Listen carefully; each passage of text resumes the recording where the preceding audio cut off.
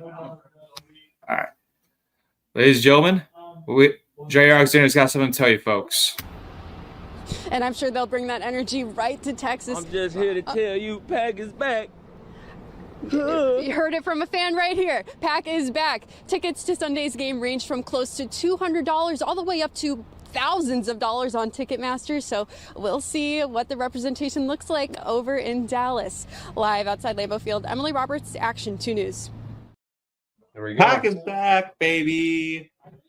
Pack is back. Let's play some intro music here because the Pack Reacts is back.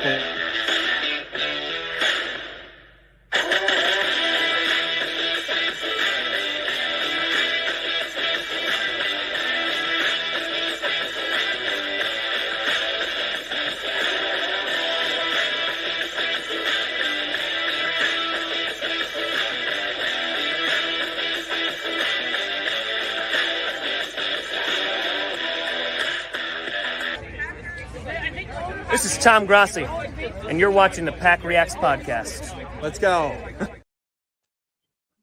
Hello, everybody. Welcome to Pack Reacts. I'm your co-host, Jeremy Hadler, along with our other co-host, Mike Arvonio. And today, folks, we talking Packers here. We talking Packer football here, Mike. We got the Packers beating the Houston Texans. We'll be recapping that. Also, we will be giving a preview of this upcoming game against the Jaguars and Packers hiring Robert Salah, ladies and gentlemen. But first things first, folks, do we have a new studio mic? Do I have a new studio? Yes. No, I'm still in the same spot. Oh, you're still here? Oh, okay. It looked like a new studio. It looked like a new adjustments. Mm-hmm. Okay. Well, it looks good.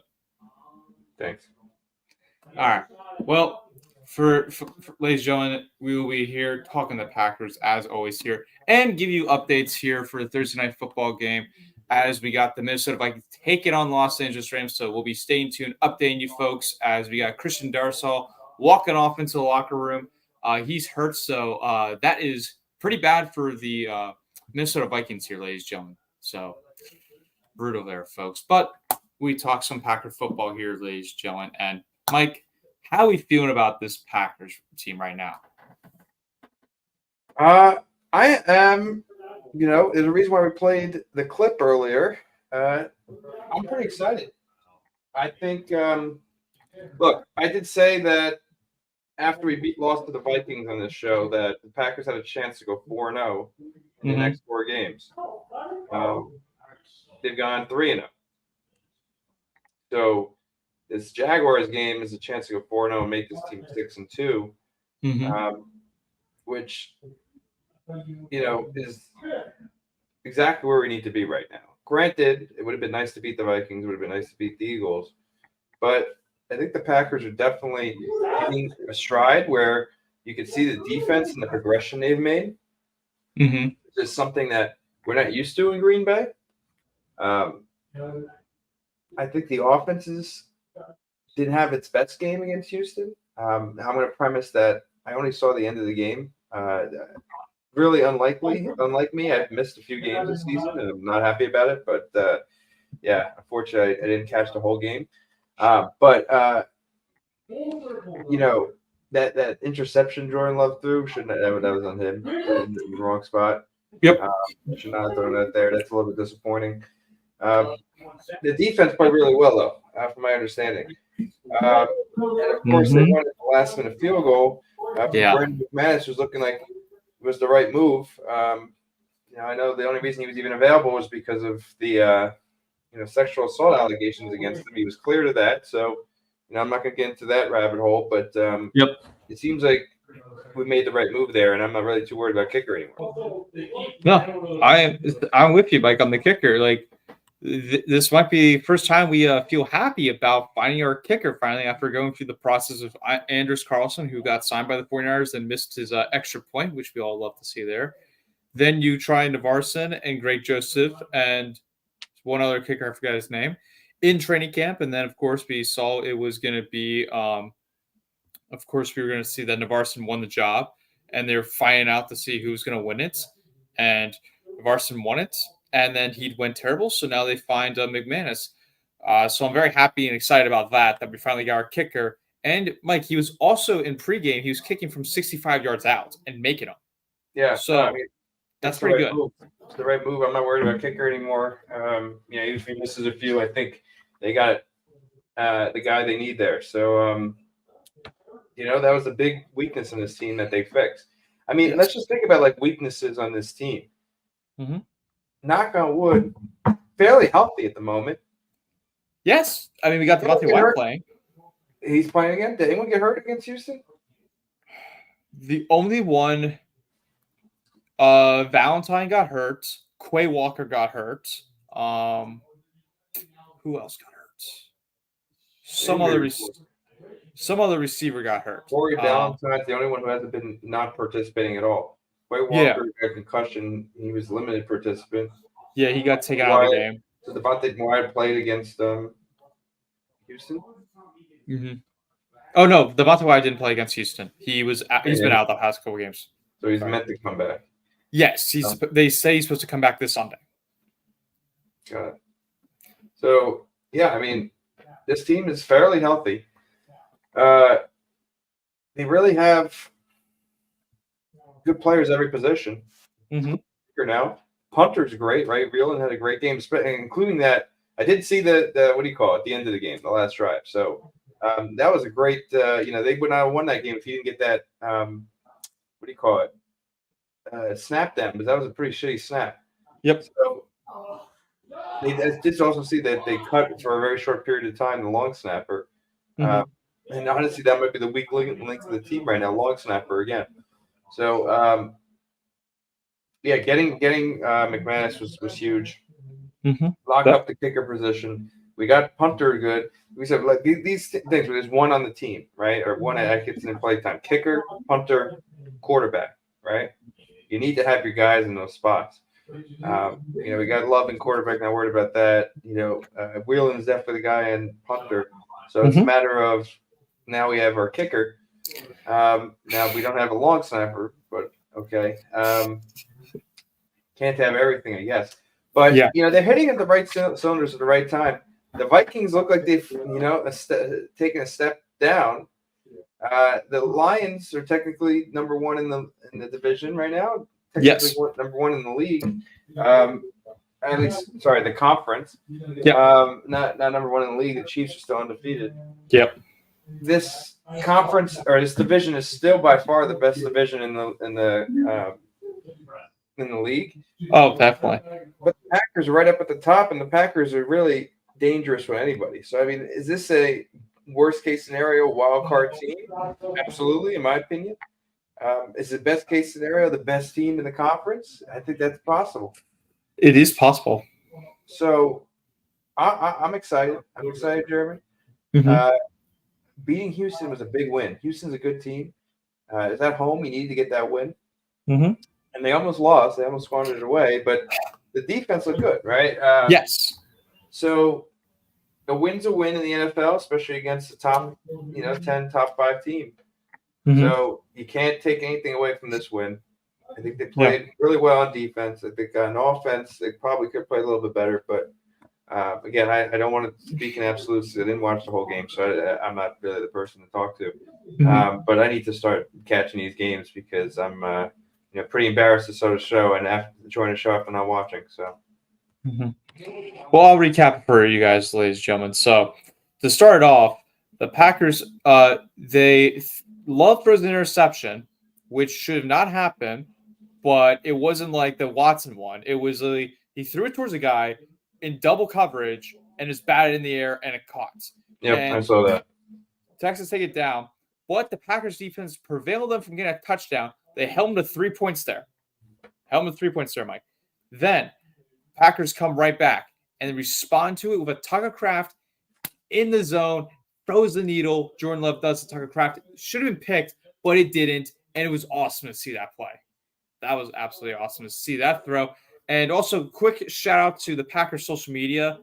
They had a great joke on that post. So I give kudos to them for the first time because usually the social media does not do that well with the Packers, but they've turned up this week. I will say that just for that. Then, of course, we get another turnover for the Packers. And that one was terrible. That was just terrible.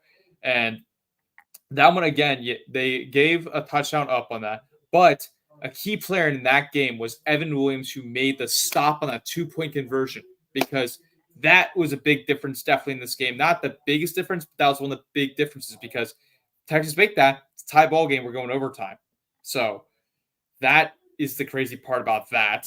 And then, of course, that Dontavian Wicks throw just over the shoulder, that was an amazing throw to see that. And, I mean, the Packers defense prevailed the Houston Texans, Mike. They allowed 3 points in the second half. 3 points. And let's also not forget, just give more on the defense there. This was C.J. Stroud's worst game in his NFL career, Mike. Worst career game. When everyone thinks he's going to be the next Mahomes, the next great quarterback, top 5, top 3, whatever you want to say, in the next 5 years. He got sacked 4 times. He had a 58.8 passer rating, 22.1 QBR, 86 passing yards, 10 for 21 completion percentage, Mike. That is terrible. Terrible. And Stroud was getting frustrated all day long, and it's just been the thing. So kudos to that. They didn't get any turnovers, the Packers team did, because the Packers lost on the turnover differential battle 3 times because I mentioned the 2 of Jordan Love, then special teams annoying of how they don't clear everyone out of the way, and that's like safety 10. That's like special teams 101. Get everyone out of the way if no one's going to get it. Clear everyone out of the way, or just go, or just, catch the ball and go, like Mike's poster there up on the dog sign, as we always say. You got to do that. Run game, it was pretty good. Overall, I liked seeing Josh Jacobs get his first receiving touchdown in his NFL career ever, which is awesome to see that. Defensively, I will go back to the defense real quick. The only big thing I will say is Joe Mixon of his run game. The Packers need to do a better job on the run defense. That has been a big thing for me of annoyance because we haven't been able to stop them, and we give 115 yards rushing to Joe Mixon. That has to get turned around right then and there. That's really the big thing. And Rashawn Gary, he did step up in the game. He did step up. This was finally his good game. He had 1 sack, and he was in Stroud's face all day long. And it was pretty awesome to see that. And then once Quay Walker went out, you had one of your favorite Packers, Mike, who could have, if the Packers would have won against the 49ers, he was the MVP for that game. And he did a fantastic job, Eric Wilson, in making key stops. He had 2 sacks, had 4 tackles for loss, 2 QB hits, had pass defended on a third down, and it was just amazing out there.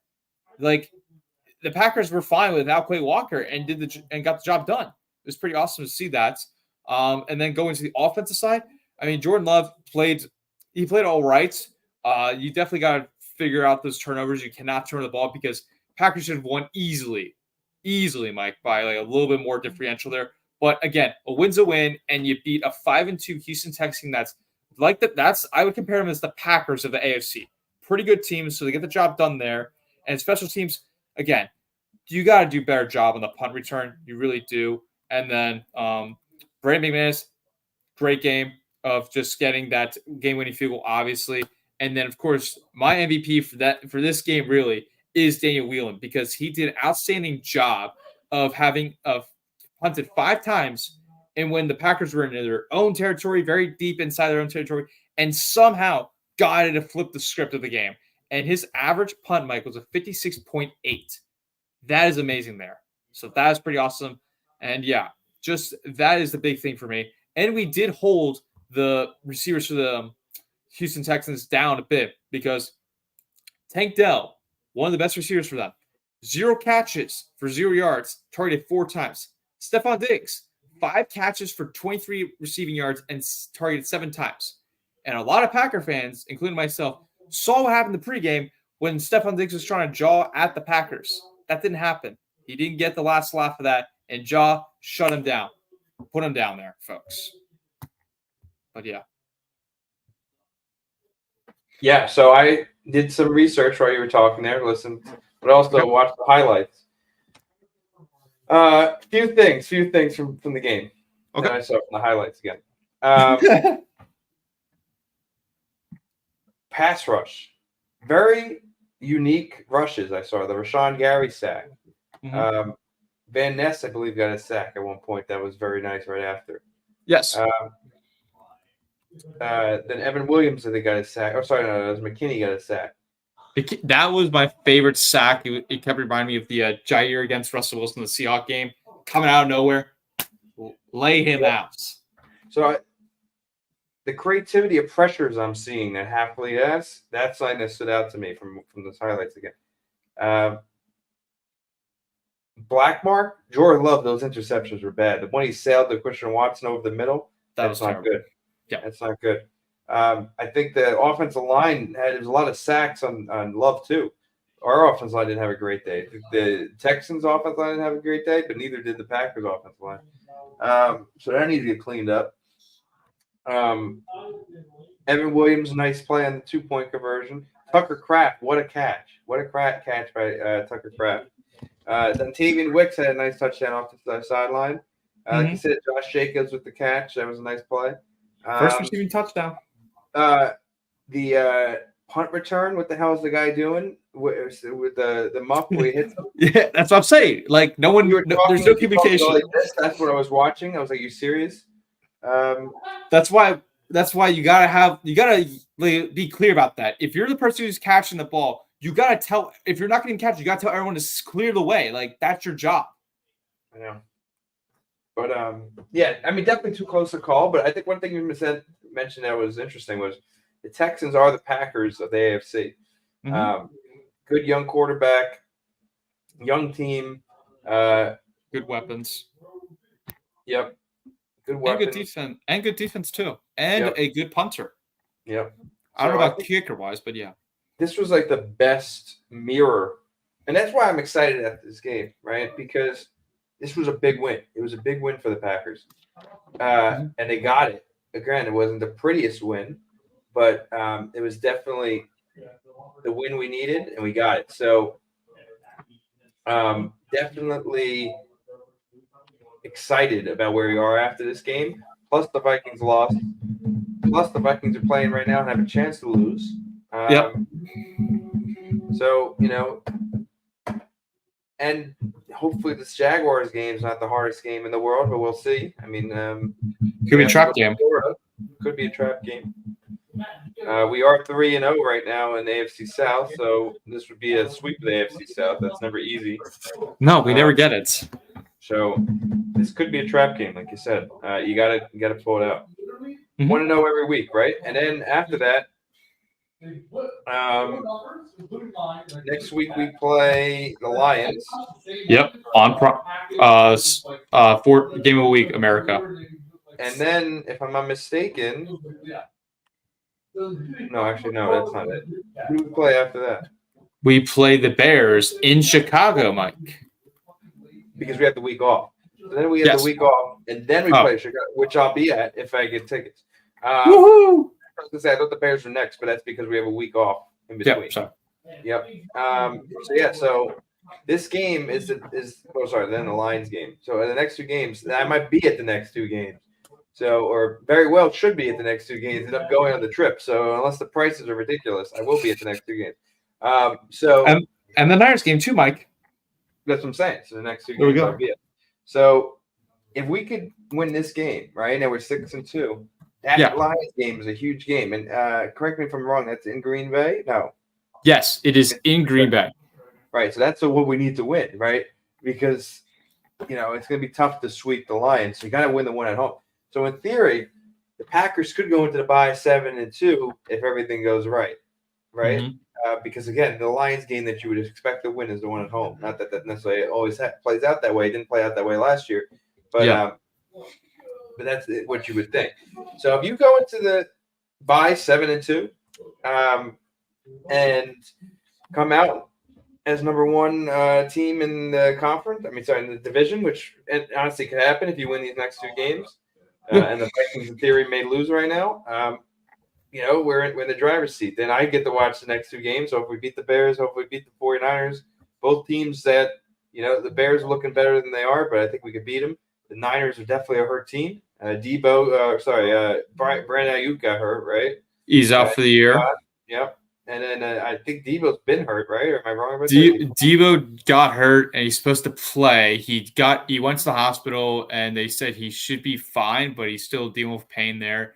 And then to give you some context, Mike, of when we would get to play 49ers, they could potentially get Greenlaw back from the Super Bowl, who tore his, I believe it was ACL or whatever the injury was in the Super Bowl after he walked on the field. Then CMC could be back. Right. So that's a big thing. That's true. The Niners could be a completely different team than they are right now.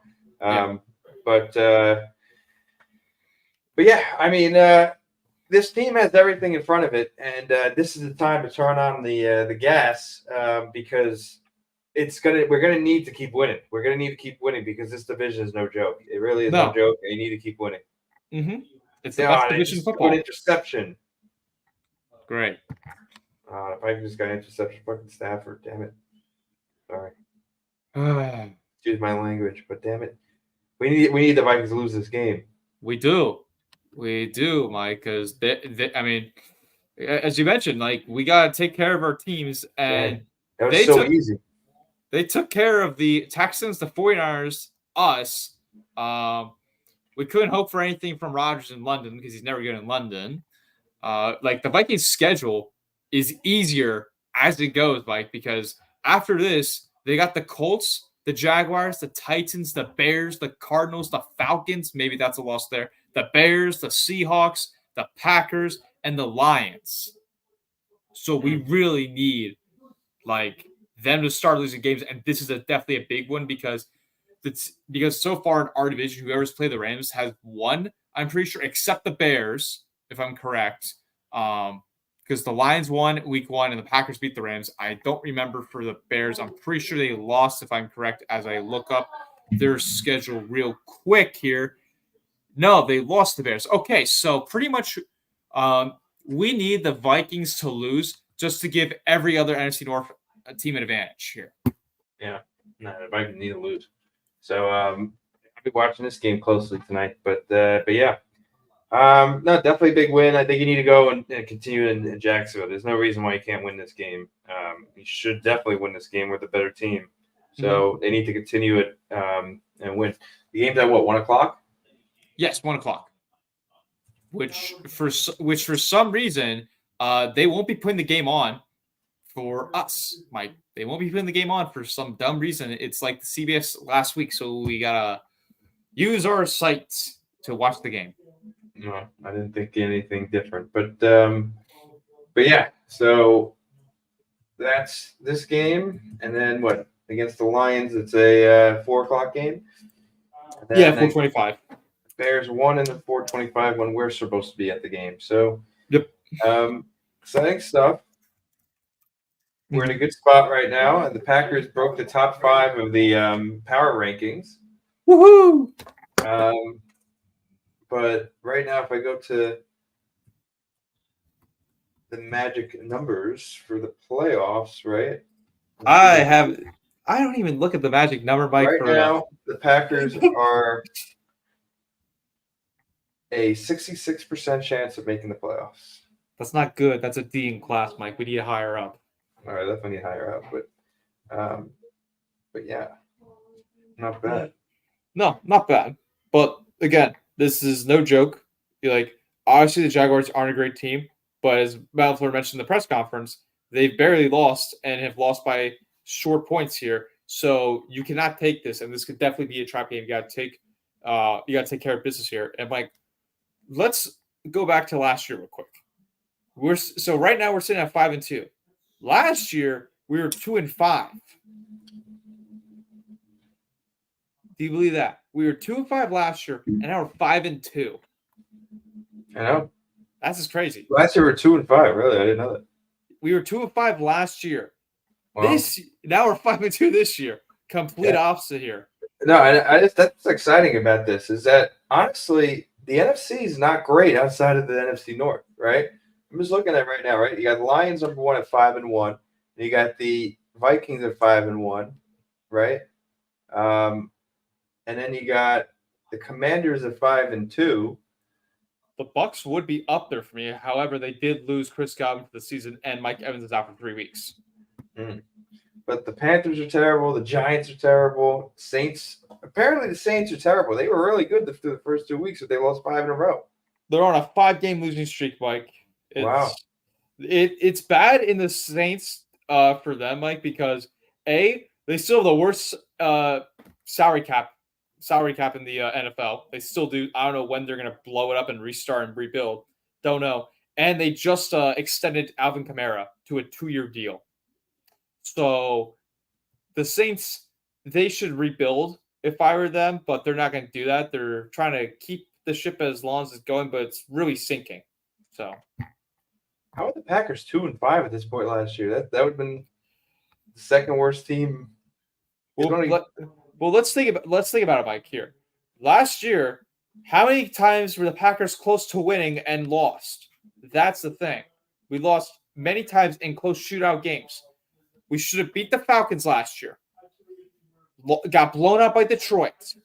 Should have been the Raiders. Should have been the Broncos. Lost to Minnesota, and that's when Kirk Cousins tore his ACL. So when I'm looking at this, Mike, we should have won easily 3 more games from last year in that shootout. We should have beat the Falcons, should have beat Denver, and we should have beat the Raiders. And we know this from last year. If that penalty never happened, Christian Watson would have got that touchdown. And if Love did not throw the interceptions against the Falcons, we would have won that. And got away with the Denver game. Lost by 2 points. He couldn't put it together a game-winning drive.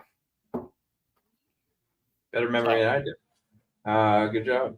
But yeah, I mean, look, you can't complain where we're at right now. Unfortunately, here's the one bad part about where we're at right now. The 2 losses we had were big losses against the Eagles and the Vikings. If they would have won those 2 games and lost to 2 of these AFC teams, that's so much better, right? Like here's the one problem with where we're at right now, and it's honestly a legitimate problem. Okay. The games that the Packers have won have been front-loaded against the AFC teams, and those are, as we all know, the least valuable games on the schedule. Yes. The Packers have not won a big game this season against an NFC opponent that is going to be there in the long haul that I can think of, unless I'm missing one second. I'm probably missing somebody. The Cardinals have been our best win in the NFC North. I mean, in the NFC, right? Yes. Which they are second place around the NFC West at 3-4, and they're tied with the San Francisco 49ers. Right, but the other team we beat was the Rams, and we beat the Cardinals and Rams. We lost to the Eagles and Vikings, and those were our 2 biggest games of the season. So we've lost the 2 biggest games of the season. Mm-hmm. We've won the games that we should have won. So we've won the games we should have won. Unfortunately for us, those are the 2, least important games when it comes to playoff positioning. Mm-hmm. So they need to win some big games. This next game is no different. It's a big game, I think, but it's not a big game in terms of playoff positioning other than the other AFC games. The Lions game is the first time we have a really big yeah. Right, you need to beat the Lions. If you don't beat the Lions, then we're not really doing anything in terms of beating big teams that's going to help us in the long run. The Vikings was a big game they needed to win. They lost it. The Eagles was a big game they needed to win. They lost it. So the Lions is a big game they need to win, and they need to win it. And we're going to have a bunch of those coming up right after the Jaguars game. So you got to win this game and then take care of business. Lions, Bears, 49ers, all important games. Mm-hmm. See, like for me, I wouldn't mind us losing to the Lions, the one after the Jaguars here. I'd rather beat them in Detroit, so that way we technically have the tiebreaker over them. Now, I don't think we're going to sweep them, but if you're going to get the tiebreaker, most likely our chances are going to split with them. I'd rather win that last game, 5 on the Packers. Sorry, why does it matter which game they win for the tiebreaker if they split? Because at the end of it goes by based off head-to-head, and who won the last head-to-head then if the Packers beat the Lions, let's say, because their game's going to be December 5th.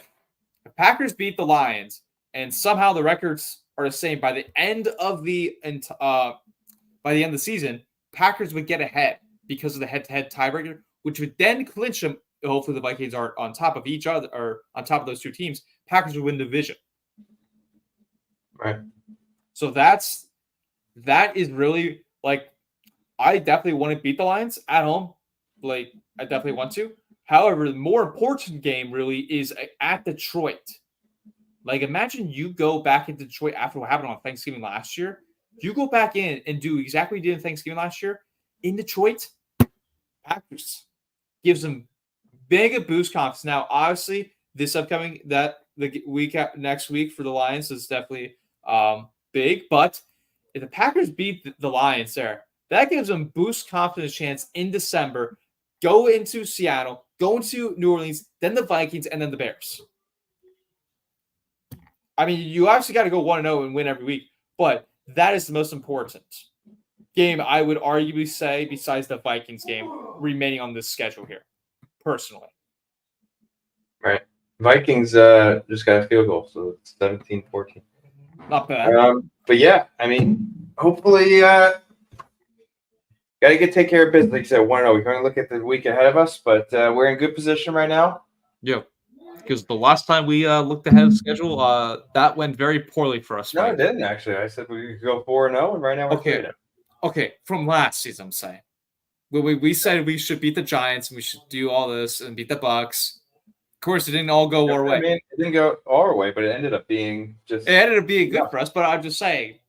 We can't overlook it entirely. Yeah, we can't overlook it. But, no, this is the big game. Yeah, I mean, this team looks... We were worried a few years ago that when Rodgers left that we would be in a rebuild. Yeah. Honestly, I think we kind of avoided it. I think the Packers played their cards correctly. Look at the Jets. 2-5. Aaron Rodgers looks like an old man. They get Devontae Adams. They got Green Bay East. And they're probably going to be in purgatory for a long time because of what they did. Packers focused on a young quarterback, young players. Got the right coaching. And now we talking about our thing. By the way, we have to change our thing. You have Salah with an AH. It's Salah with an EH. But so change that real quick. But I'll change that. That's what I wanted to get into, Mike. That's what we need to get into now. Can we include that? Can we include this, Mike, in the Aaron Rodgers trade? Can we just put him in for that? Because we got Robert Salah too. Yeah, can we put that in the trade, honestly?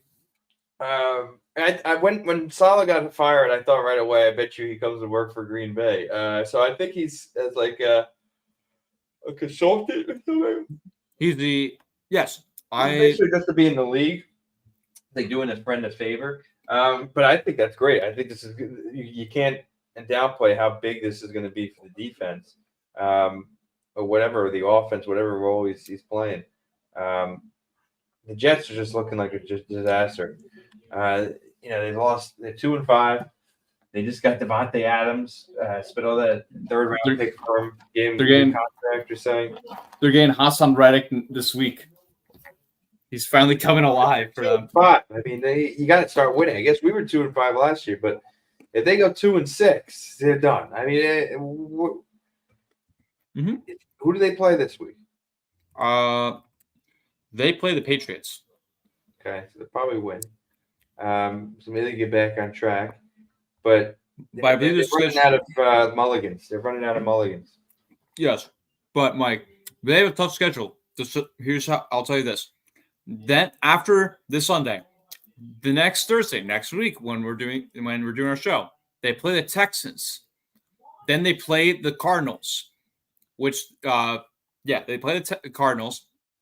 Then they play the Colts. Then they play the Seahawks, Dolphins, which two will be back for that probably, since he's playing this Sunday. Then you got the Jaguars. Then you got the Rams. Then you got the Bills, and then you got the Dolphins. So theoretically, it's not that hard of a schedule, but seeing what we've seen from the Jets, it's a hard penance. Yeah, I don't really understand what the Jets did getting rid of Salah for. I didn't really understand the move.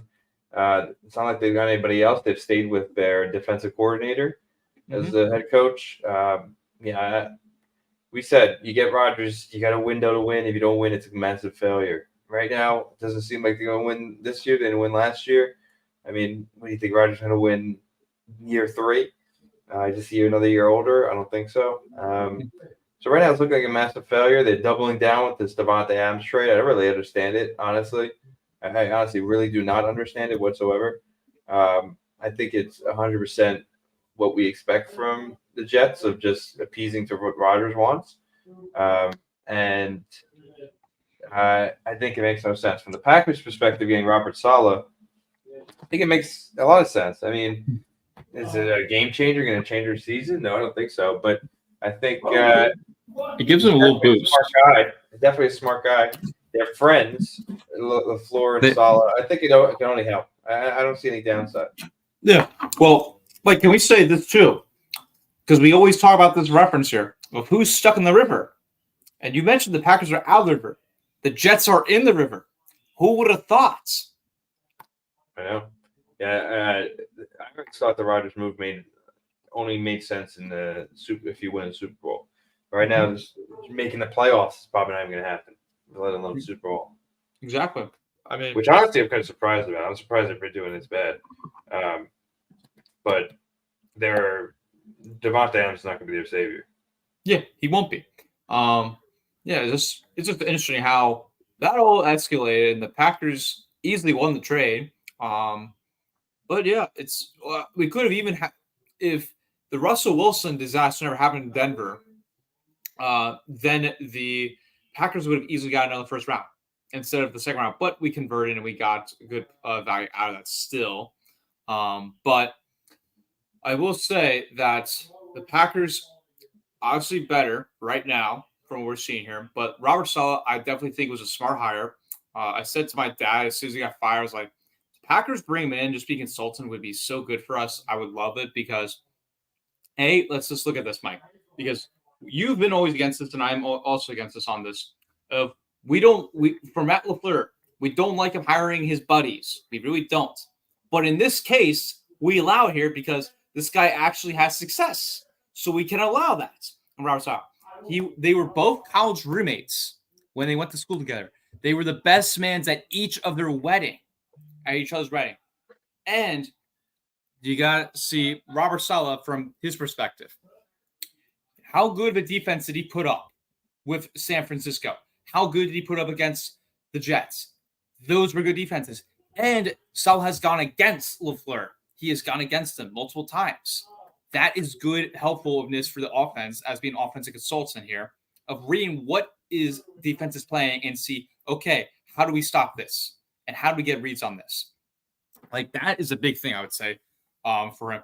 Now, I do also think it's smart that LaFleur did not make him a defensive consultant because he didn't want to mess with the gel and the chemistry and how it's going so far for the defense because our defense is balling. Jeff Halfley's doing a great job.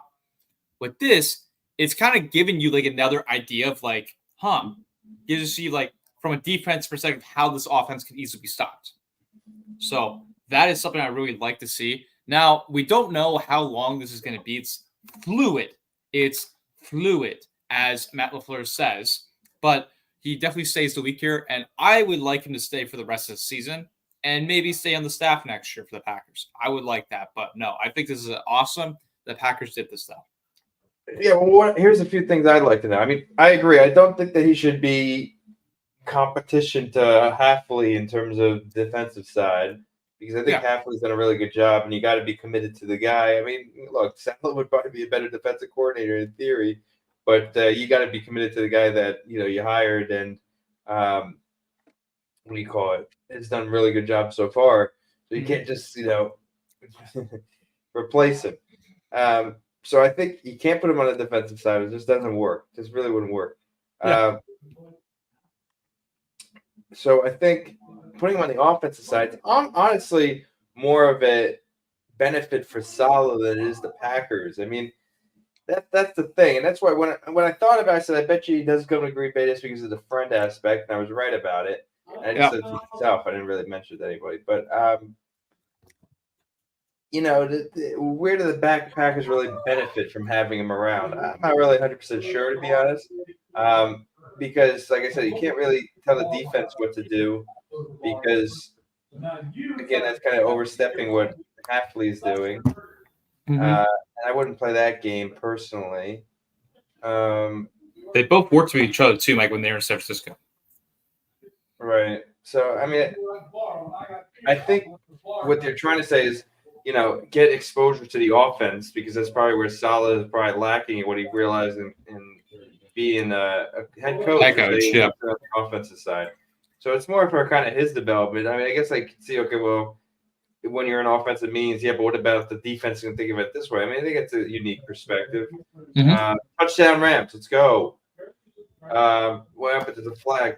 But I think it's a unique perspective, actually. I mean, I think it's definitely helpful. What I'm curious about is what are they paying him? Like, is he getting paid anything? Is this like a he's definitely getting paid something if he's being a consultant. Yeah, I mean, he's paid by the Jets too, right? So he's like, still getting paid. They might not be paying him anything, actually, because I think the way that the NFL works is that if you get paid by another team, it offsets what you get owed by the other team. So I bet you're not paying anything. He's probably just doing it just to hang out. I'm wondering if it's a I don't know. Well, I know it has to be in your organization because I learned this in sports law, which was the re-signability clause, which is like if you get fired, you can stay with the organization, but you're going to pay the same amount. It's not the. I don't think that's the case for the Packers. I think they're still paying him. I would think personally, but not much, like just a few bucks here and there because as a consultant. But definitely getting paid the Jets contract now. Yeah, I guess I think the Jets are paying him. So what? LaFleur said he's staying with him in his house. Yes. Yeah, he's staying in his house till the weekend. So he's not going to be there for the game. He's not going. He's not traveling with the team. No, I think he's. If I describe his job, Mike, if it's going to stay long with his role, he pretty much be Bill Belichick of what he does on Monday Night Football games. That's how I would describe his game or Peyton Manning, Eli Manning, watching the game and telling what is happening and reading teams. That is Robert Salah's job. He's getting paid a lot of money, and he's just watching football and reading and just doing homework. Yeah, because Salah was fired by New York and will continue to make $20,000 a day from the Jets while helping Green Bay contend for a Super Bowl. Not only do we have Aaron Rodgers, we have their own coach that they're paying, helping us. Now, Mike, imagine if the Packers win the Super Bowl, Salah gets a ring. Imagine if that happens. I know. Oh, that would be very funny. But yeah, no, I really like the move because I definitely think it was like, obviously again, like the buddy, I don't like that part, but again, Salah is proven and he has proven to be a good defensive coach. Head coach, well, we all know what happened there, but good defensive coach, and I think he can definitely bring a different perspective into to Matt LaFleur and see, because I think Matt will do. I think Matt needs to see what defense is doing, because I think one of the big things of the issue is going to be if Jordan Love's turnovers. How are defenses like being able to obviously there's some bad reads, but it's helping the Packers offense make better reads and definitely better in the red zone, I feel like. Yeah. The red zone is something that, hey, look, Tucker Kraft has played really well. He really has. And, the tight end position is saying in the red zone where we haven't had that guy where you look for, our tight end option in the red zone when you're looking for the big body. And Tucker Kraft really has taken that role. That catch that he had in the back of the end zone, super impressive. I'm not sure if it was from the red zone. It might have been just outside, but I think it was. But that's exactly what we need from a tight end. So, no, definitely. And he stepped up when Luke Musgrave has been in the IR. He's been the guy. He's been the number one tight end since he's came to Green Bay. Personally, even when Musgrave was playing. Yeah. You're right. That's the one injury you have right now, Musgrave.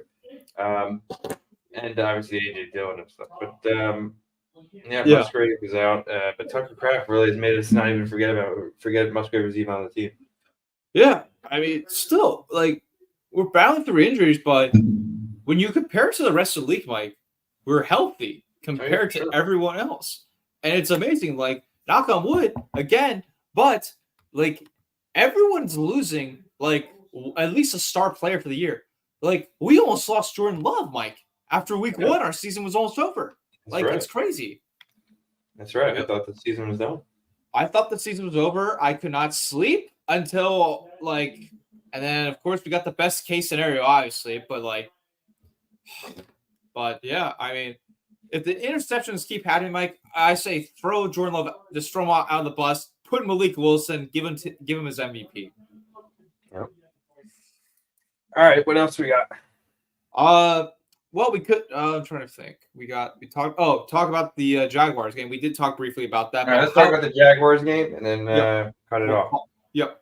So the Packers take on the Jaguars this week in Jacksonville, 1:00 Sunday. Do not be showing here because they don't like to show the games out here in Fox.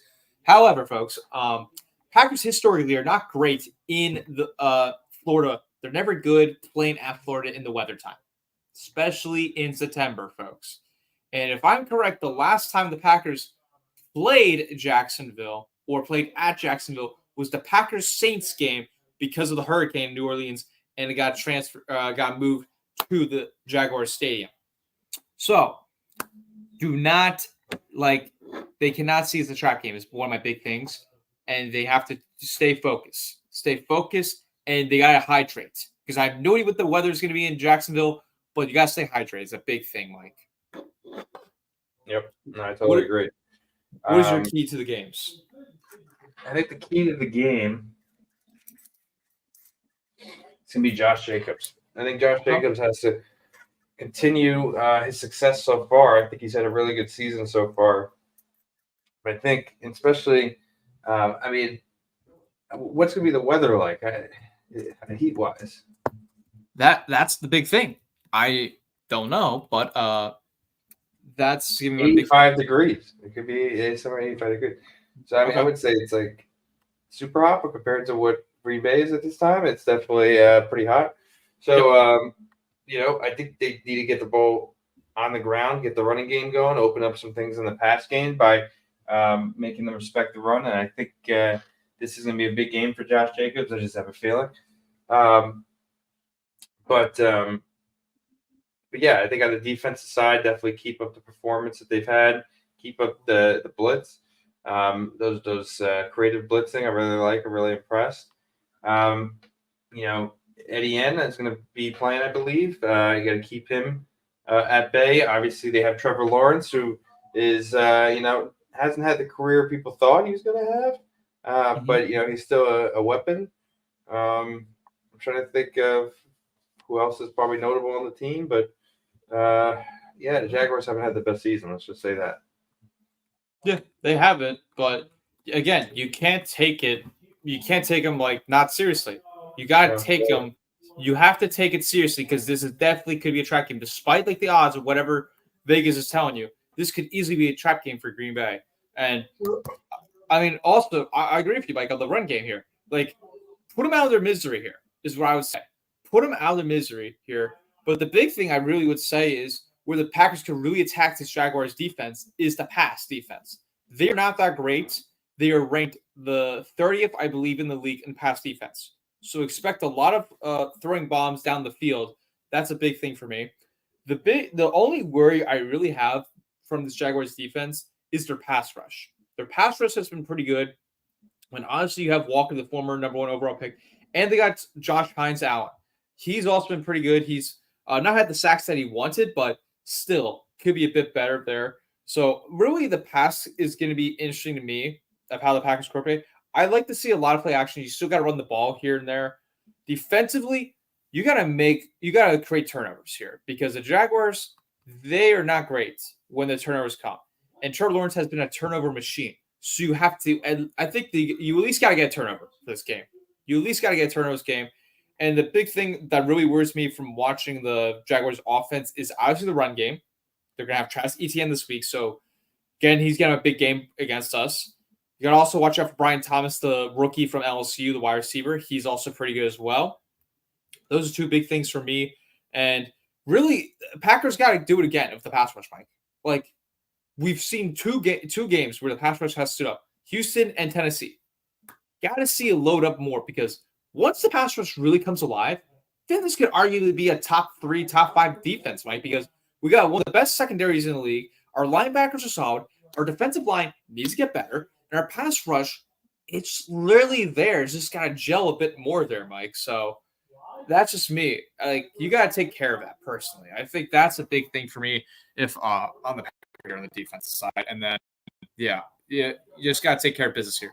Got to take care of business here. And trying to think what else was there for the Jaguars. Oh, one quick note I'd like to mention about the Jaguars. They're not great, Mike. They're not great in the first quarter and the fourth quarter. As soon as they let up a lot of points in the fourth quarter. So Packers, we not mind them taking the ball first and scoring, take the lead big, and take the running game out of the Jaguars. They do that. That is definitely a huge win for the Packers. I definitely see that for them for help in the game. Sorry, I'm hearing echoes. Do you hear an echo? No, I didn't hear echo. Mike, wait now. A little bit better. Okay. But yeah, I think it's gonna be an important game. I'm excited to watch. I think I'm out of pocket in this one, so I'm gonna have to watch it on my phone. But I will be watching this game. So, all right. So you want to do a score prediction and shut off? Sure, unless you want to talk any trade rumors for the Packers, because there's potential rumors that the Packers could get Myles Garrett, which that's not going to happen, folks. I saw that, but I don't think that happens. Packers, for me, the score-wise, folks, I will say 27-14. I'm going to say Packers 35. Ooh. Jaguars 17. Wow, he's going for a complete blowout here. Annihilation. Yeah, I think the Packers are one big. All right. Well, there's your score, folks. So you have to stay tuned on that. And that is a wrap here in the PackReacts studio here, folks, for this episode here. We appreciate everyone tuning in. We all know where to find each other here. Of course, on PackReacts is Mike, me on the YouTube channel. You all know that. So, and Mike, what is the news from the PackReacts Twitter here? Yeah, I was actually just going to say it. So we have just nudged over 2,000. And Woo! This is without any random following from me. So we have gotten a lot of followers actually recently. 2010. Woohoo! Great. So so we got some genuine followers. So thank you guys. Let's go. Thank you, folks. Appreciate it. But my goal was to get around $5,000 last year. It was a podcast before the beginning of the season. That did not happen. So we are in the 2000s. I'll take it. Yeah, well, definitely take care. We appreciate you folks tuning in here. And of course, if you don't want to watch this live here, you can always find us on the podcast on Spotify here. Just look up PackReacts, and you can listen and tune in to PackReacts here, ladies and gentlemen, for Packer football. That's it. Yeah. All right. Lastly, what do we have to say? Go, Pack, go. Yes. Go, Pack, go.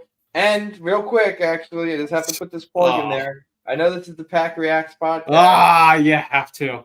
But the Yankees are in the World Series. Unfortunately, not a Subway Series. But the Yankees are in the World Series, and first game's tomorrow. So in LA, hopefully the Yankees pull it out. All right, quick question to you, since we're going to end it quickly here. How obviously you think the Yankees are going to win the series? How many games, and how is it decided? No, I think it's going to be tough. I'm not putting any money on the series, that's for sure. Okay. I'd probably say the Dodgers are probably the better team. Am I rooting for the Dodgers? No, I'm rooting for the Yankees. But, I wouldn't necessarily bet on the Yankees. But I'm going to say that they split in LA.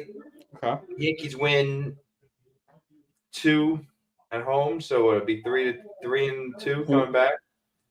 No, you split and you win the 2 games at home. It's 3-1. Yeah, but then I'm going to say that the Dodgers win 3-2. Yep. I think they either win in 6 or they win in 7 or they lose. Okay. Either way, it's going to be LA.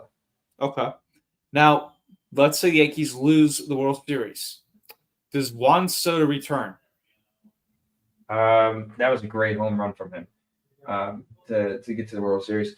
I'm going to think that the Yankees pay him more than anybody else, unless the Mets pay him big money, which is possible. His going rate, Mike, is going over 600, going close to a Otani's contract. Yeah, that was a big run home run there. It's definitely going to earn him some money. I didn't think that was gone. I was watching at a bar, and it seemed like a pop fly, but the ball just kept going. I'll give it to the Cleveland fans. The Cleveland fans seem to create a better environment in their stadium than in Yankee Stadium. But no, I think he's going to get paid for sure. Obviously, the Yankees already have Aaron Judge's contract on the books, but the Yankees aren't afraid to spend money. There's no cap at baseball; it's just a luxury cap. So I don't know. Yeah. We'll see. Yeah, we will definitely see. The I man would say will get paid. It's the Mets or the Yankees. They're going to get him. Now imagine, Mike, if it's the Dodgers. I mean, I don't know. I don't know about that. I don't think that's likely. I don't know. They always have the money to spend anywhere like Yamamoto. Phillies could, but that's not going to happen knowing my team. Yeah. All right. Well, definitely watch the World Series, Packers-Jaguars Sunday. And, yeah, catch us on Twitter. We'll see you next week here, ladies and gentlemen. And as always, go Pack, go. Go Pack, go. Woohoo! Go Pack, go here, ladies and gentlemen. Go Pack, go. This stream was too end for me.